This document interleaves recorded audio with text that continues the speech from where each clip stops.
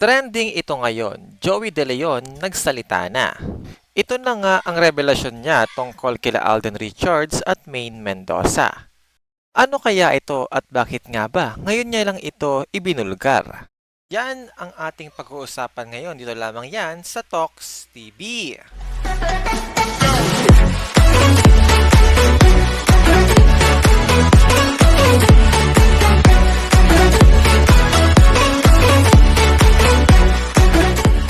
Trending nga ngayon sa mundo ng social media ang revelasyon ni Joey De Leon kay Alden Richards at Maine Mendoza.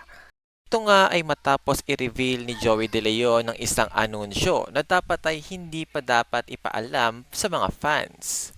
Alam naman natin na isa si Joey De Leon sa nagmamahal at talagang sumusuporta kina Alden Richards at Maine Mendoza. Kaya naman isa siya sa mga nakakaalam ng mga hindi dapat at dapat nang sabihin pagdating sa mga sikreto ng Aldab. Madalas nga ring ipagtanggol ni Joey De Leon ng Aldab pagdating naman sa mga bashers, kaya naman hindi na rin nakapagtataka kung maraming alam pa rin si Joey De Leon sa mga nangyayari ngayon kila Alden Richards at Maine Mendoza.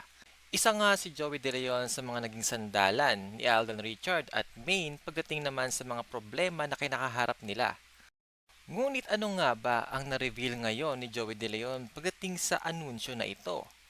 Ito nga ang nabanggit ni Joey De Leon sa isang interview sa kanya. Aniya, may nagtanong nga kay Joey De Leon, sa tingin mo ba ay may pag-asa maging true to life ang relasyon ni Maine at Alden? Aniya, hindi na ako magpapaalam kay Alden pero kaninang nagpunta ako sa Star Talk pagkatapos ay iniyakap ako ni Alden at sinabi niyang parang iba na yung nararamdaman ko.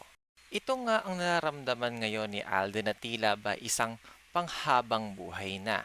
At dahil nga dito ay mas lalong tumibay ang pagpapakilig at talaga namang lumagasa ang Aldab Nations para sa pagsuporta sa kanilang dalawa.